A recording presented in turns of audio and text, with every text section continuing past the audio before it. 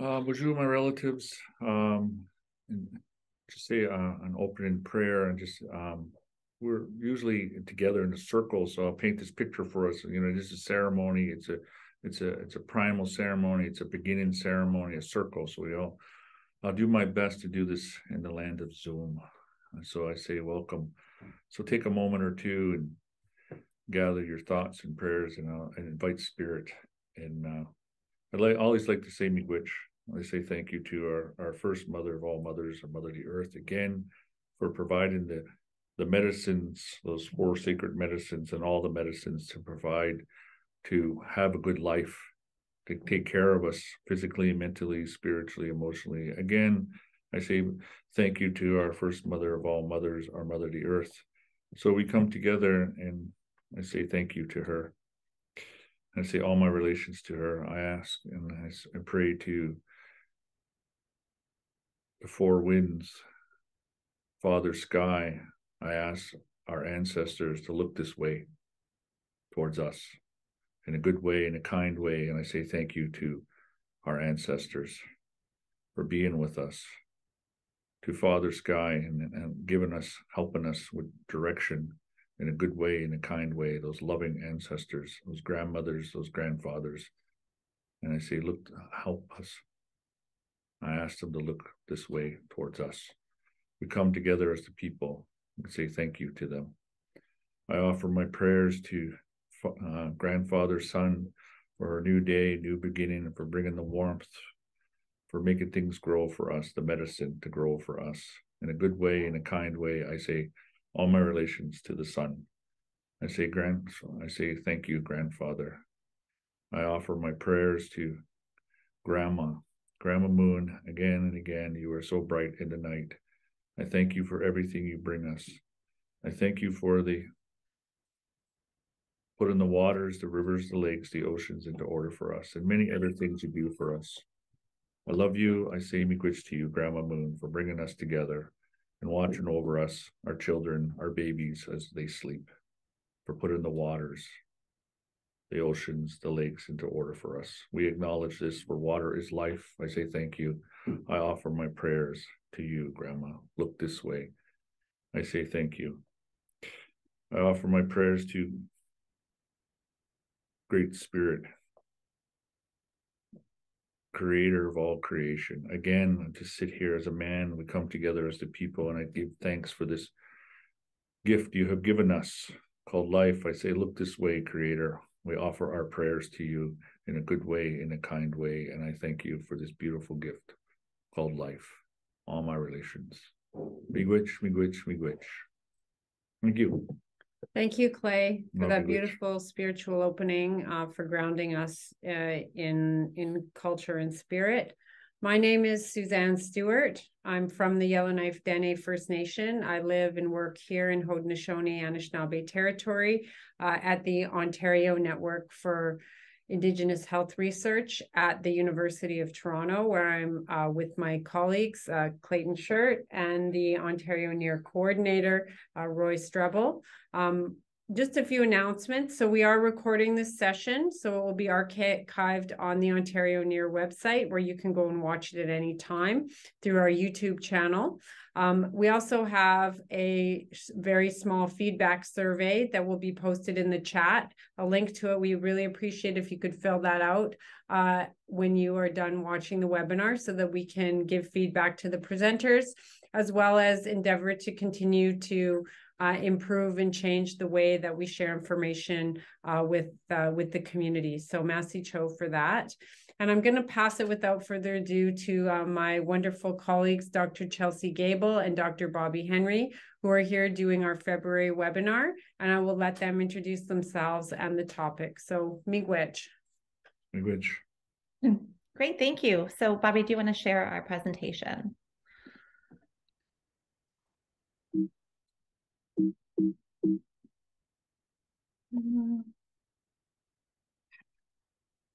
Okay, well, thank you very much for having us. We are very excited to be here. I want to thank the Elder for your beautiful opening, and also to Suzanne and Roy for inviting us. It's really great to be doing this for the NEIHR Ontario. I was actually part of the earlier iteration of NEIHR Ontario way back in the early 2000s as a grad student. It was called at that time the Indigenous Health Research Development Program, IHRDP, and I was also a funded student. And so the NEIHR is very near and dear to my heart, and it's just really great to be able to present as a faculty member. And I'll also just add that I'm also the new PI or NPI lead for the Indigenous Mentorship Network of Ontario. So I've taken over from Western University from my colleague, Dr. Chantel Richmond, and we're just in the process of transitioning. But please stay tuned. We are going to sort of launch the website for that, and we'll be having a sort of transition event probably sometime in June. So next slide, please. Okay, so I just want to introduce our whole team for this project. So I'm Chelsea Gabel. I should have said that at the beginning. I am Métis. I'm from Rivers, Manitoba, and I'm a citizen of the Manitoba Métis Federation. I'm an associate professor at McMaster University in the Department of Health, Aging, and Society, and I have a cross appointment in we were a program and now we're a department, the Indigenous Studies Department, and also hold a Canada Research Chair. I'm in my second term now in Indigenous Wellbeing, Community Engagement, and Innovation. And Bobby is here. He is an assistant professor at the University of Saskatchewan in the Indigenous Studies Department, and also holds a Canada Research Chair in Indigenous Justice and Wellbeing. And then our wonderful colleague, Dr. Amanda Lavallee, is in the School of Social Work at the University of Victoria, and our two amazing students, Dr. Ali Nychuk, who's at McMaster working with me, and Sage Hartman, who is doing her law degree now at York University. So wonderful team. And we often present, sometimes Bobby and I present, sometimes Amanda and I present, so we kind of switch it up every so often. Okay, so we're going to talk a little bit about one of our particular projects. It's a SSHRC-funded project, Insight Grant, that looks at Metis Identity, that uses digital storytelling and how this sort of impacts Métis health and well-being. So we're going to share a little bit of that with you today. Just talk to you what Métis means. There's a lot of misconceptions, primarily that people think that Métis means mixed. And that's not what it means. And so we're sort of want to talk a little bit about that and in relation to our research project. We'll show you 3 short digital stories. Digital stories are short, usually around like 2 to 4 minutes. So we're going to show one from an elder, one from an adult, and one from a youth. And then we'll talk sort of about some of the themes from those digital stories. And we have a little activity that you can participate in at the end. We use like a Slido. So that's it. I don't know. It'll probably be, I don't know, Bobby, 25 minutes if we stay on track. So, and then we'll make sure we leave lots of time for questions, answers, and discussion. Okay, so I'd like to start with this slide. So the project that we are going to talk about today is a Métis-led, Métis-driven project. And so this whole idea of nothing about us without us implies that research should be led by communities to address local concerns. So the research that we're doing privileges local knowledge and experience. It emphasizes equal partnership and community participation. It provides opportunities for reciprocal capacity building and shared decision-making responsibility. And with this project, there's an explicit intent to produce knowledge that actually contributes to change. So the project that we're going to talk about, we have a partnership with the Métis Nation of Saskatchewan. So I should say Bobby's Métis from Prince Albert, and he's a citizen of the Métis Nation of Saskatchewan. So we worked really closely with MNS. We've worked closely with the Métis Nation of Alberta and the Manitoba Métis Federation. And it's those 3 organizations where our participants have essentially come from. They were citizens of one of those 3 nations. So we have partnerships and research agreements with them. This project is really important to us because, as I said at the beginning, there is I think, a lack of understanding about what Métis is and what it means. And in addition to that, there is a severe underrepresentation of Métis in academic research, and a lack of adequate, accurate, and accessible data and information on Métis health and well-being, especially in comparison to, I would say, First Nations and Inuit. We are the least researched, and we don't have good data. So I think this project contributes to the need for a distinctions-based, Métis-specific research approach. Next slide. Okay, so Métis in Canada. This is gonna be Métis 101 here, but absolutely, please feel free to ask questions at the end of the presentation. Métis in Canada, we have a unique combination of identity, values, language, and cultural traditions that distinguish us from the other two Indigenous groups in Canada, First Nations and Inuit. So Métis is a person who self-identifies as Métis, is distinct from other Indigenous peoples in Canada, is of historic Métis Nation ancestry, and is accepted by the Métis Nation. So this is the definition that is from the Métis National Council. It's one of the 5 national Indigenous organizations in Canada. So my colleague, Dr. Chris Anderson, who is the Dean of Native Studies at the University of Alberta, says that Métis have typically been misrecognized as mixed descent and mixed race identity, rather than a political and historically coherent Indigenous people. And so the problem with using a mixed race understanding of Métis is that it finds Métis everywhere, and in doing so denies the more explicit peoplehood of the Métis Nation. So the little map there in the middle, it's commonly referred to as the blue blob. That represents the Métis homeland, which encompasses all of Manitoba, Saskatchewan, and Alberta.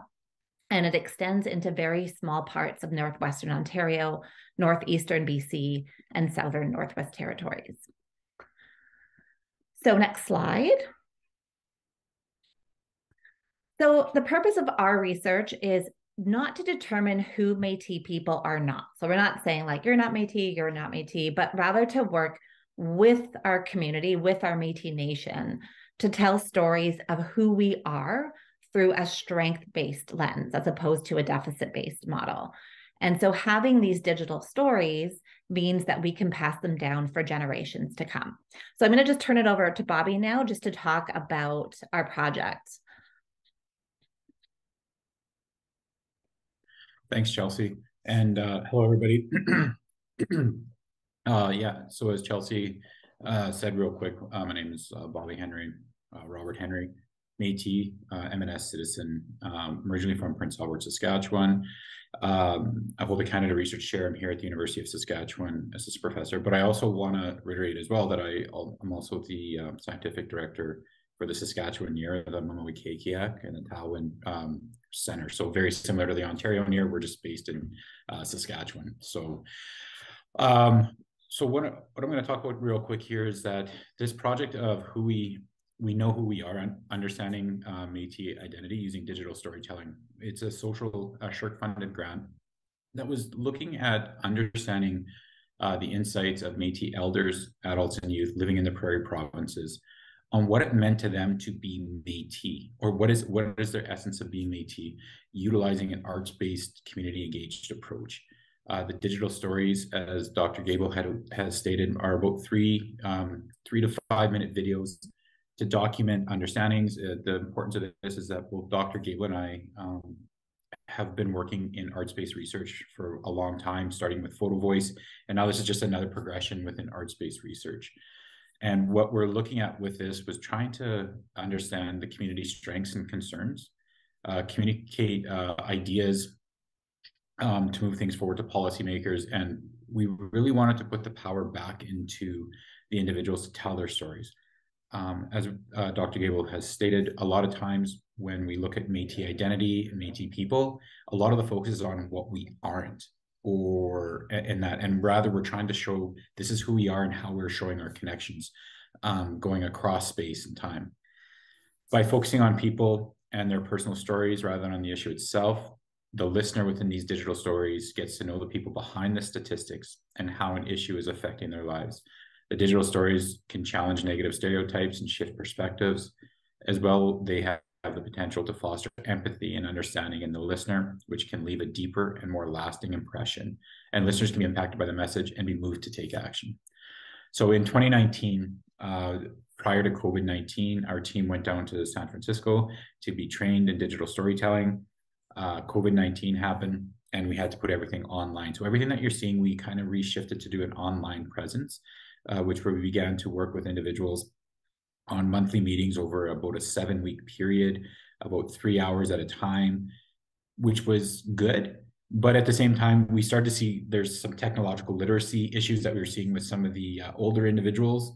But at the same time, we began to also see a stronger connection because we were able to bring people across from different spaces and so forth. I do want to highlight too, as well, there's the Storycentre.org and Storycentre.ca, who are also our partners in this project that work very closely. So if you're looking at utilizing digital stories, we really recommend reaching out to them. One of the things within our project that we really wanted to do is to give back to stories. So rather than creating academic resources, which we are doing right now, one of the biggest push and support that we had from the M&S particularly was they wanted to share these stories back at Back to Batoche, which is the largest gathering of Métis people in the Prairie provinces. And it was the anniversary. And so here we actually worked with M&S to set up a tent. And you'll see with these two photographs here, we ended up having to go and buy a television because we didn't have the proper projector in order to do this. We ended up putting, like we do in a lot of spaces, and we understand this, food had to come out, so we had to go get chips and water and stuff. We had a storyboard there, and we set up chairs so that, and we put them on a loop so people can come in and watch different stories. And we began to see people sitting down and listening to the stories, and then began to see conversations happening in here, and the way in which the stories began to bring different people together.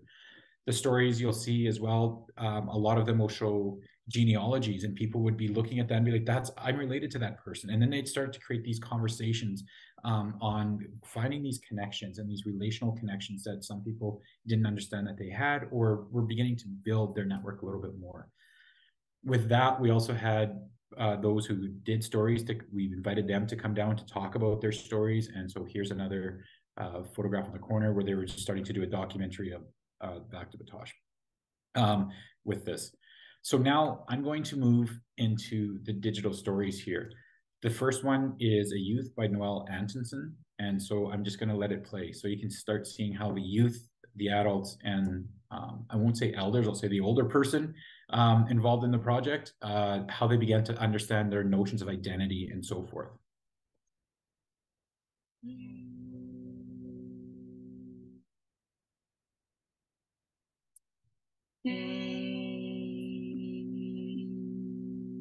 My father was born in Calgary, the shortest baby born to date in a hospital that still stands.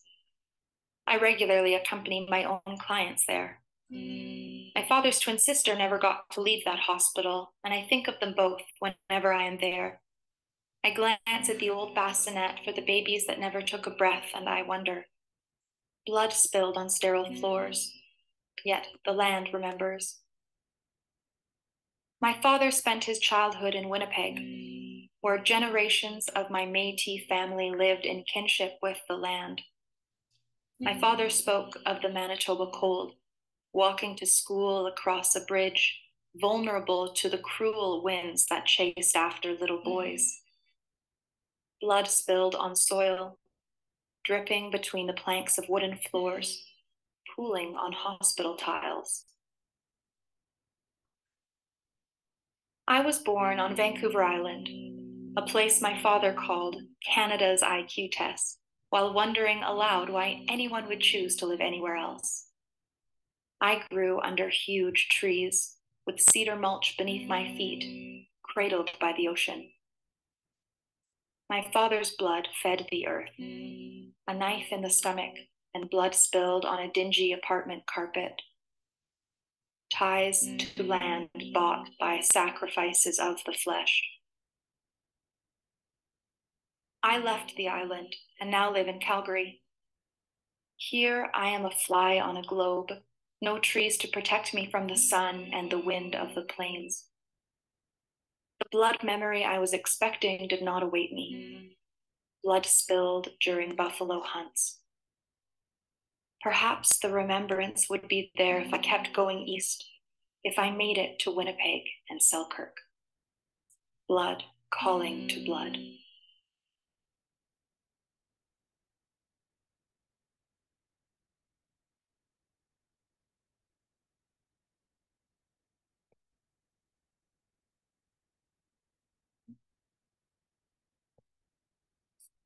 So when we look at digital stories, and we'll look at Noelle's real quick here, the whole process is individuals come together and they write about 500 to 750 word narratives that they want to transcribe. And so what we did was we began to have people tell their stories and work with them to break down, because what we began to see was individuals had these really long stories, but because we need to keep them short to 3 to 5 minutes into a point, we work closely to try and say, okay, how do you say this in 500 words? How do you say this in a little bit under? When we look at Noelle's as well, we see a lot of images and videos and the sound and the voice. And so when we see this, we began to move beyond this idea of photo voice and other arts-based methods that may just be imagery put in place. So we begin to evoke different feelings, and the artist or the presenter here is trying to bring people into their story and how they want to tell their story moving forward. Oh, I want to go back to that one. So we have another story here. This is done by a participant, Kelsa Remy Henry. Again, just talking about how she grew up here on the prairies, where she was from, and coming at it from a very different sort of perspective. But we'll come through here.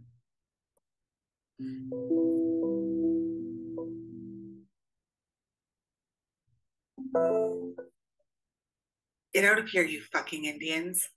I froze and felt my stomach drop to my feet. I quickly scanned the small playground I was playing at. The only other person I saw was my cousin. She too was frozen in place. Her mouth was smeared with frosting from the birthday we had just celebrated. Her feet were bare and covered in mud and dust. I knew I looked the same. Fucking Indians? Who was this woman talking about?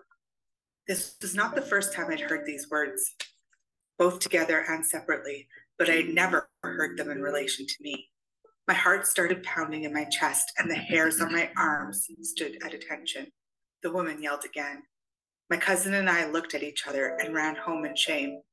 For a long time afterward, when confronted with my Metis identity, I went blank.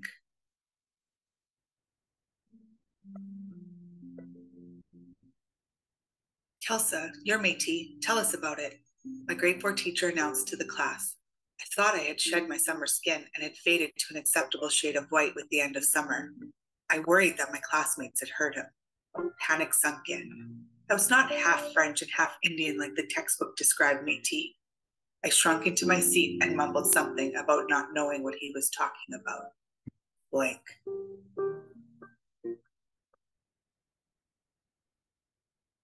Later in university, I learned that the traditions I thought were little quirks within my family were actually embedded in Métis culture born from the fur trade. My grandfather would often disappear in the late summer for short periods of time. He would return with nuts and berries he had foraged from the forest. My grandmother was a Michif speaker, a language I was not formally introduced to until I took a pre-class in university. The instructor was a native Michif speaker and explained it was a blend of French and Cree. I finally understood why my grandmother and I could never have a straightforward conversation in French. We were speaking 2 different languages. Our family gatherings were always loud and boisterous and included the whole family tree. Fiddle music was abundant, and your feet left tired from all the dancing. The denial of my Métis heritage during my school-aged years kept me from learning firsthand about my Métis identity from my grandparents. University opened a door for me. The more I learned about the origin of Métis people, my people, the more I wanted to know, the more I still want to know. Today, I honor my ancestors by taking part in my Métis community, participating in ceremonies, taking Michif language classes, and bringing Métis ways of knowing into my own classroom so others can learn from me. Today, when confronted with my Métis identity, I fill in the blanks.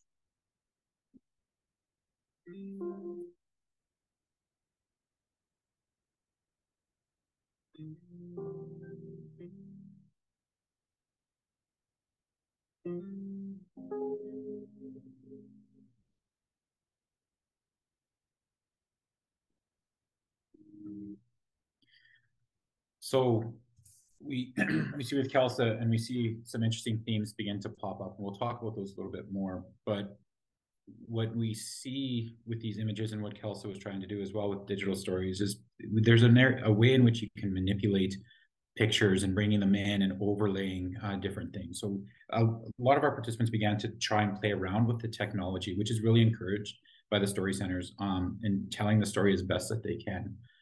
So finally, here's the last story. This is, well, you'll see the last name, Henry, relation to Kelsa. This is also, my dad wanted to tell a story, and this is the last thing that he was able to do before he passed away. So I hope you enjoy this one.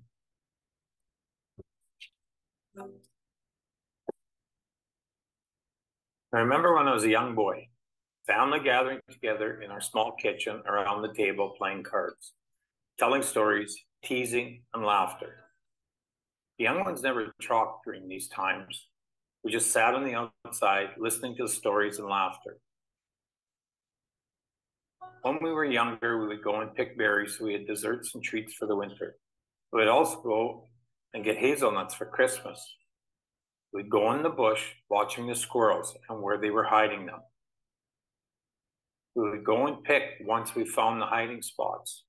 Dad always reminded us to not take them all, as the squirrels needed them also. My dad also told me about my grandfather and how he was a horse trainer. He would train the horses to do work for the city and other places. One time, a team of milk delivery horses wouldn't cross the train tracks quietly. My grandpa sat there all day working with them until they crossed the tracks the right way. Maybe that's what has drawn me back to horses and the rodeo, those old stories and experiences. I started school where I'd be called an Indian.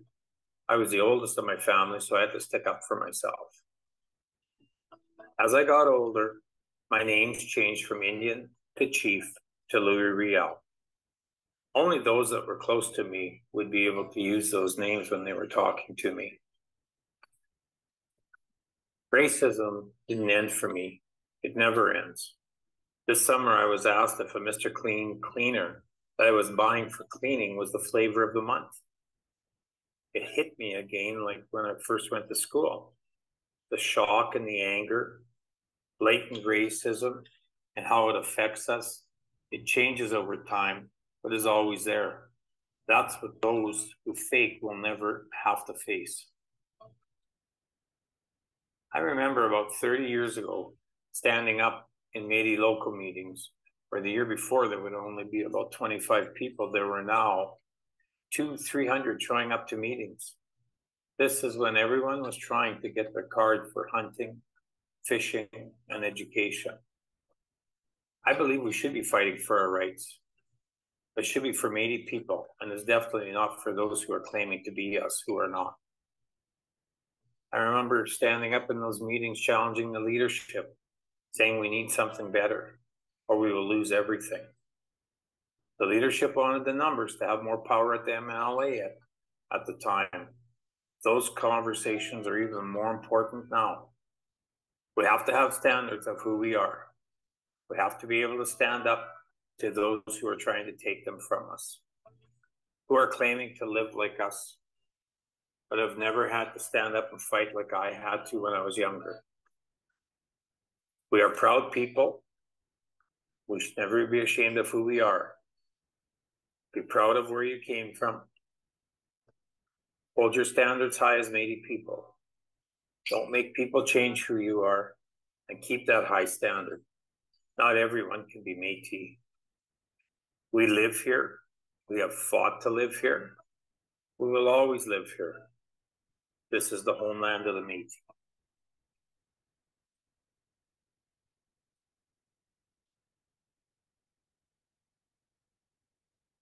So as we see across different stories, because there ended up being 15 stories that were told in total, we began to see a lot of different things happened. We started to analyze the stories. We began to analyze we asked individuals about the process and what they thought about everything. And so we have a bunch of different data points on research on that. But when we go through all the different stories, what we begin to see is there's a connection to meaningful places and spaces. That when we see this, we see the importance of intergenerational knowledge transmission. We see the way in which people have been passed down, or they're searching, they've heard stories and they want to go back and try and find those connections and those spaces. The importance of food, hunting, trapping, harvesting. But also we saw not just positive, but ways in which people experienced racism and trauma.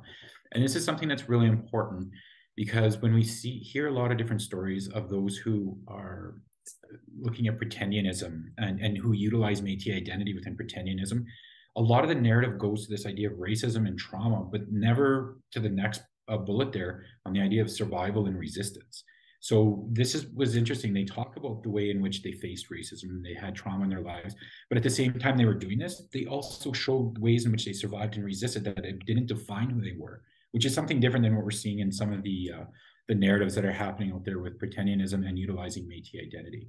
So when we start looking at the analysis and the different themes that pop up, we're beginning to see some of these things that are occurring. So with this, I don't know what's going on here. Of course, it's going to be doing this to us again today. It was a Slido that go in there. If you want, in a single word, describe how the digital stories made you feel. We were using this on a different one. Let's see if it actually works here. We'll just try the code. It was supposed to reset itself. I warned Roy and Suzanne that this might actually happen. We'll see if it works.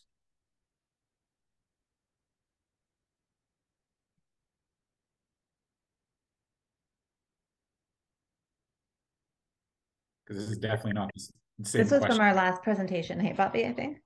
Yeah, it's from the last one, which was more focusing on the emotions that were going on, but we want to try and understand, like, right, the impressions. The impressions, like how did it made you feel? So not sure how this is going to work. See if it'll work here.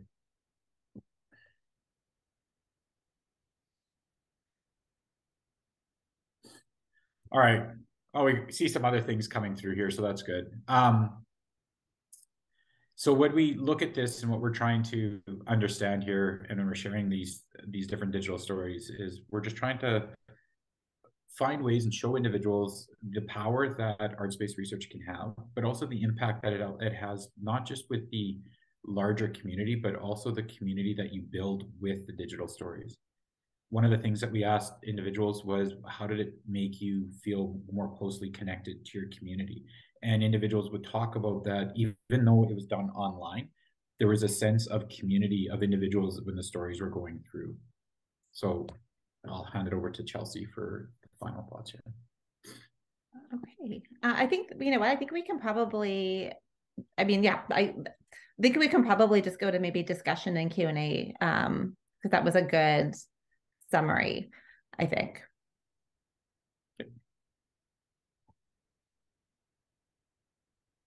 I just want to make sure we give enough time.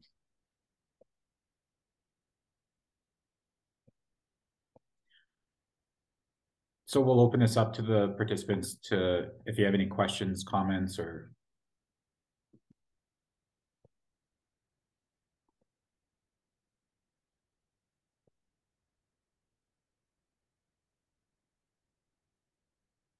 Or anything. Questions? I guess we can talk back and forth. Chelsea, what are your thoughts? Like, what did you take the biggest thing away from working with everybody online? Oh, for me. Yeah. You know, I think I was not super happy initially that we had to pivot from in person as we did to online, because, you know, I wanted our participants to also experience the in-person workshops the way that we had. And I was really worried that we wouldn't be able to actually like train people to use the software and to create stories virtually, because it was really hard. It was really hard in person. But I think I was surprised how well people were able to sort of understand the technology and make their stories, but also the online connection that we all had, you know, that I was also worried that, oh, we're not going to have that sort of bond and, you know, bring everyone together the way that we experienced when we did our own stories at the Storycentre in person. But we actually did sort of create this online Métis community that continues on to this day. Normally, we actually have community participants come and share their stories and talk about their stories, not Bobby and I doing it, which is really nice. So, yeah. So I have a question here as well, Chelsea, and I'll just read the question so that one of us will just go for it. So would you consider sharing these personal moving narratives with the National Film Board as an example? So and I'll hand that actually back over to you on what we're doing right now with the digital stories on the website. So right now, we are, Ali is actually, and another one of our students, Alicia Clifford, are putting together, it's been sort of a long time in the making, but are putting together a website where we're going to have all of the story showcase. So I should also put a shout out to our other colleague, Yvonne Poitras Pratt, who also is really like a leader in digital stories. And so she also, I don't know what her website is, but she also has done obviously lots of digital stories, Métis digital stories, and hers are all on a website. And I don't have the website, but if you Google Yvonne Poitras Pratt, I'm sure that you could access them. But again, she has a book or several books on Métis digital storytelling. Yeah, and so when looking at this too, one of the things, again, we had to go to the every individual and say, how would you like to have these presented, right? So we did a sharing piece where everybody got to see them, and then we asked individuals individually, do you want to share them beyond the group?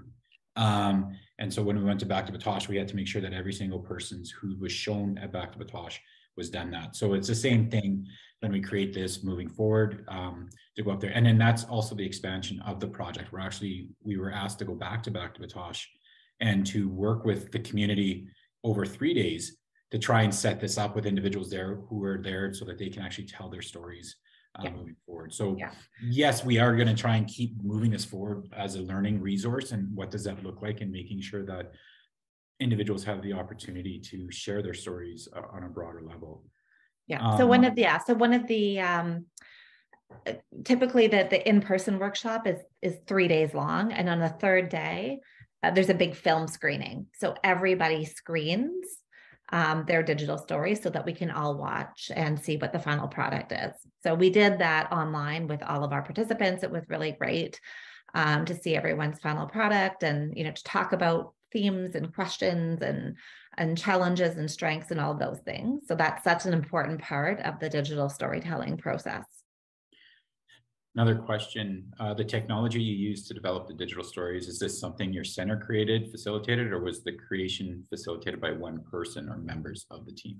So the software is, there are so many different ways now you can do digital stories. So I just did another workshop in the fall called Cell Film Training. So that's basically you do everything on your phone. It's a lot cheaper than doing digital stories, but we did the traditional digital story training, which involved software, which is called WeVideo. So I don't know, Bobby, if you want to put it in the chat for people, but it's called WeVideo, and it's a software that's specific to making digital stories. It's not cheap. But I would encourage you, if you are interested in, digital stories. I was talking to, it's sort of off the record, but my research coordinator for the Indigenous Mentorship Network of Ontario, we are thinking of doing a summer school in June as part of the I Am in Ontario on digital stories. So that it would be you would do an in-person 3-day workshop to create your own digital stories. So stay tuned potentially for that. And as Chelsea was saying, there's a lot of different things or different formats and platforms to use. And I think if you're a student or you're even as an instructor, like I utilize digital stories now in some of my classes to actually put a topic up there and say, in groups, can you develop a digital story that you would use to give back to a community to talk about an issue? And so what we're seeing is that the students actually are really engaging in this, because it's just another format of knowledge translation that can be utilized that's outside of traditional papers and presentations that we do, and it can actually reach a larger audience. And again, the point of the digital stories is to make sure that people are engaged and try and create this idea of connection through the different stories, or at least that's how we were using it within the Métis stories here. We have another question. And Michael, I'm going to put your name out there because you're asking it, but from Michael Hart, what are your thoughts on how to address the current matters related to Indigenous identity? So and Bobby. And Bobby. Thanks on that one, Chelsea. I will chime in. You will. Okay. Well, thank you. So what are my thoughts on how to address? I think there's a lot of ways that we can do this. I think the problem that we're caught up in is that we're also looking at this from a resource extraction sort of piece as well. And I think the story that my dad's story, if I want to help where I come from with this, I go to my dad's story there, where he said that if we don't have the proper standards in place, anybody's going to come and claim in and all of this. And he was actually right. He was just 30 years ahead, well, 40 years ahead when he was talking in those spaces, that we need to have proper standards in place so that people aren't coming in. Because at the time when he was saying it, people didn't want to be Indigenous. Like you heard in those digital stories, getting called racist names and everything else just simply by being there isn't fun. So a lot of people didn't want to be that. But now we're seeing this idea of truth and reconciliation moving forward, that more and more people are trying to create this sort of connection and everything else. So how to relate to some of this? One, I think citizenship is the easiest. If you have a treaty card, you have ITK citizenship, you have Métis citizenship, not local cards. That's a whole different thing. And I'll put it this way real quick, because I know Chelsea wants to say something here because of the way she moves and everything else. I'll figure it out. But in my family, my grandma is part of the Métis community, but my grandma isn't Métis. So that we can be part of Métis communities, but to be a Métis citizen, she doesn't have the genealogy married in, but she would never also identify as being Métis, because that's not who she is. She's part of the community. She's accepted in the community, but she's not a citizen of that nation. And so when we're looking at this, it's complex, but at the same time, it's really sort of, I find it really simple. It's, do you have the citizenship? Because once that's done, it's validated as a nation-to-nation relationship. Just like getting a passport, it's done. If somebody can't get a citizenship because of issues related to colonial issues, issues such as the scooping generation or being put into foster care and you don't know where your family is and all of that, that's a whole other sort of piece. And I think we can talk about that, but that's another sort of level. And then for those who don't want to get citizenship, because part of my family will get Métis citizenship, the other part won't.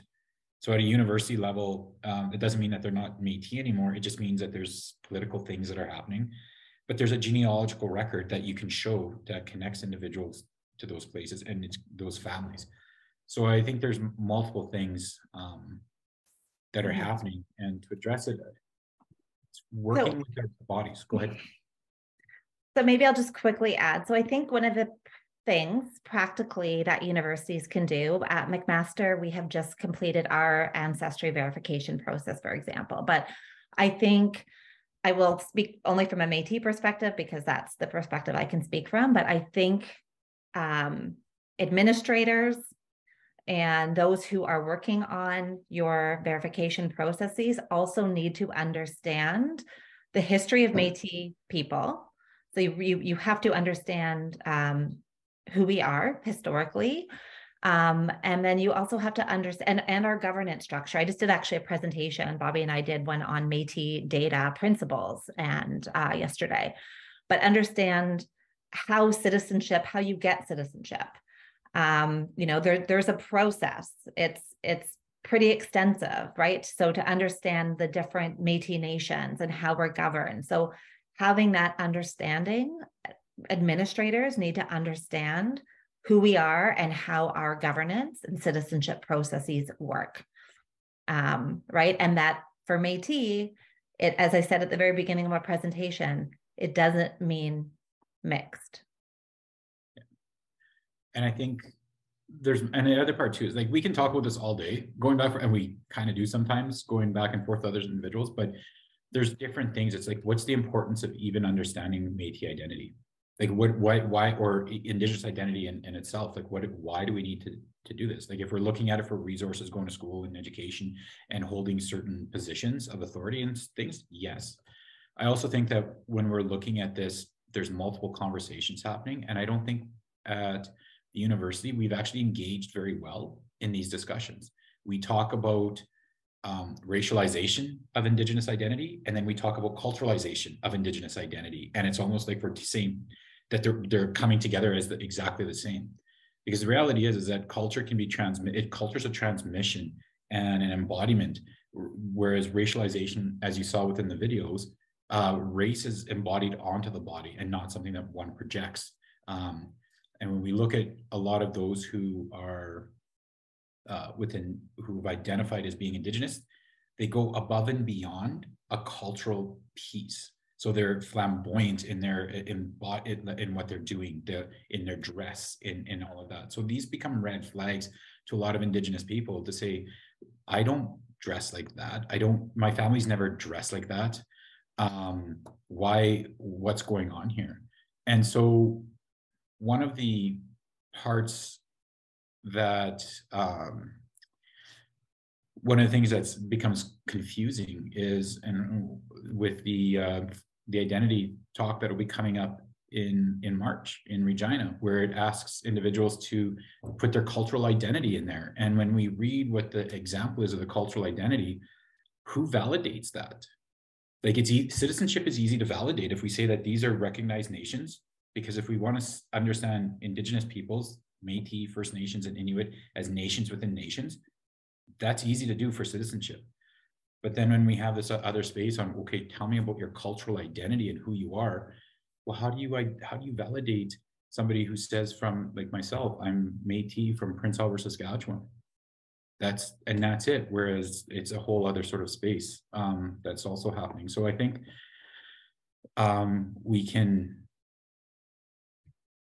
there's just a lot of complexities, and I'm interested to sit down and try and hear what those who are seen as experts in this field have to say. But also, I think we also need to look at those who've been a part of the discussions at a community level, and what does that actually mean going forward? Again, what's the whole point in a lot of this, and because there's a lot of damage, and a lot of students have come out to myself and said that they've been very hurt by academics who were lying about who they were, and then that they get lost in this idea that they don't know anything that's going on anymore. So I think it is an important thing. I'm not trying to dismiss it. I'm just saying that it needs to be done, and it needs to be done, I think, on a nation-to-nation basis as well.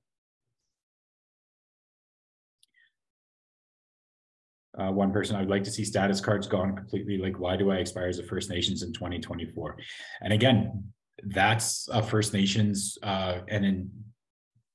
dependent on the nation itself and how they work with that. And I think that's where the universities need to work closely with different Indigenous nations and understanding what's going on. And it's not a simple piece. Like, when we look at this, we have international students. Like, in order to get scholarships, you have to prove your citizenship, that you're actually who you say you are. I think we're going to be seeing the same sort of thing. Not sure how it's going to work, but that's for people who have a lot more knowledge and pay grade than I have. So it'll be interesting to see how that works.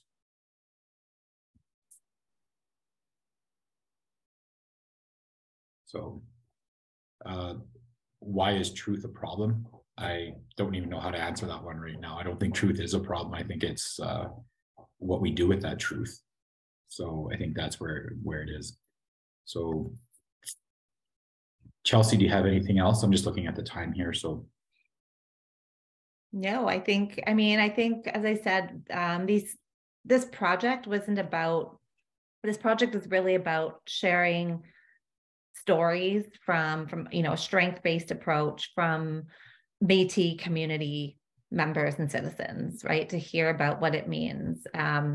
And Bobby's dad's story, Bobby's dad passed away in the fall of this year, or last year, I guess, September 2022. And so that story, is really important in terms of passing down to the next generation, right? What does it mean to be Métis? What does it mean to I live in Ontario. I have a daughter, right? So what does it mean to raise my daughter not in the homeland? What does that look like? So these were the types of questions that we really wanted to document, and the stories that we wanted to tell and to share. But I do, going back to the identity, I'm a firm believer in citizenship, and even for people who are adopted out, who struggle, there's ways to get your citizenship. And that's maybe a whole another discussion, but I think it's important, because it also is important for us in terms of ensuring that we get good programs and policies too, as Métis people, something that we don't have, right? So we need those citizens, and we need them to get their cards and their membership so that we can actually get good health programs, for example. I'll hand it back over to you, Suzanne. Oh, Merci Cho, thank you. So this has been a really emotional and moving presentation, and seeing those stories, those digital stories, was really moving. I wasn't really ready for that. Just as a comment, I didn't realize how powerful those would be and how much they would impact me just watching them. So thank you for sharing those and for doing that project, because I feel like that's a way that really communicates things differently than, just writing up the results of something or presenting it on a piece of paper. So thank you for bringing that into our sphere. I have a lot of things that I want to say, but for time's sake, I'm just going to say that, this is a critical topic for us to continue to discuss. And I'm really grateful to the two of you for coming and sharing your perspectives and your work and your research with us. And I really hope that we can continue to support you in doing this work, and the students and whoever else is able to come forward and deepen and broaden this, because this is just the start of this conversation. And we have to keep it going in a good way that reflects, the transparency and the honesty and the wisdom, so that we can act in ways that reflect the integrity of our cultures, of our rich and diverse cultures, together and not divided. Because that's one of the things I think that is embedded between the lines, is that these types of, when these challenges happen, they can sometimes create divisions. And that's really what the oppressors want, is for us to be divided, because then it's easier for them to continue to eradicate us and to silence us when we're fighting among ourselves. And that's what we want to do, is try to work on and preserve the relationships that we have with each other, so that we can continue to do the good work to bring these health programs into place, to reduce the gap in health outcomes for our many diverse peoples. And then, then we can continue to live in the abundance of Canada like everyone else does. So I'm going to turn it over to Clay for any concluding comments and the closing prayer. Which thank you for both for your good words. I just want to say, I'll just say this. My father was a little bit about my father. He was president of one of the Métis societies in Ontario back in the I think the 70s or the 80s, early 80s. And as he looked more and more into his Indigenous side, I'll use that word, Cree side, by the end of his life, he just said, I am Cree. And that's what he said. And he embraced this way of life, and he became who he became, a leader in the community. And I think it's really, and I think about that a lot, identity. And when I eventually crawl back into the sweat lodge and ceremonies and all these things, and listen to the ones who speak the languages, I always remember this one thing that they always say, that we are the people, right? We are the human beings. And I point this out, they point this out to me. My father pointed this out to me, that we are the human beings before we're anything else. Our relationship, the human part, our relationship to the sun, sky, universe, that I tried to say in that prayer, that we are the human beings. That's where the human comes from. The being comes from our relationship to the sun, to the sky, to the universe. And our ceremonies remind us of that. So when the settlers came here, that's what we said to them. Who are you? And their reply was, we are so-and-so. We replied them, all the tribes replied back, we are the people, the human beings.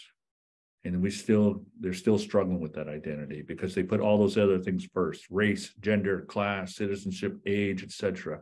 Nothing wrong with those things. They're just secondary, and they forgot that. So our ways of always remind them of this, that we are the human beings. And that's why we step into ceremony. That was the gift of being a human being before we're anything else. That's what our ceremonies remind us of.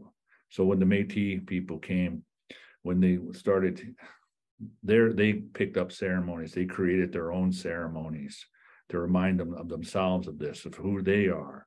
And we reminded ourselves, and we shared our knowledge with them. We did all these things in the past.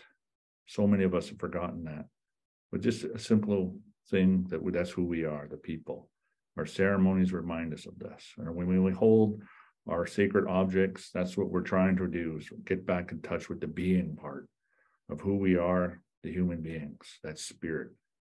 So with that, I just want to say miigwech in all the good work you're doing. So thank you. And I'll just say, closing prayer, take a moment or two in your own words, in your own way, just to say thank you. What it is to be the gift, what it is to be a human being. And our ceremonies, and I thank you, Creator, for bringing us together. And I say, miigwech, all my relations. Miigwech. Miigwech. Miigwech, thank you so much. Have a wonderful day, and don't forget to fill out the survey, everyone. Thanks again, Suzanne. Thank Bye, you everybody. so much, Suzanne, and everyone, for having us. Bama P, we'll see you soon. See you.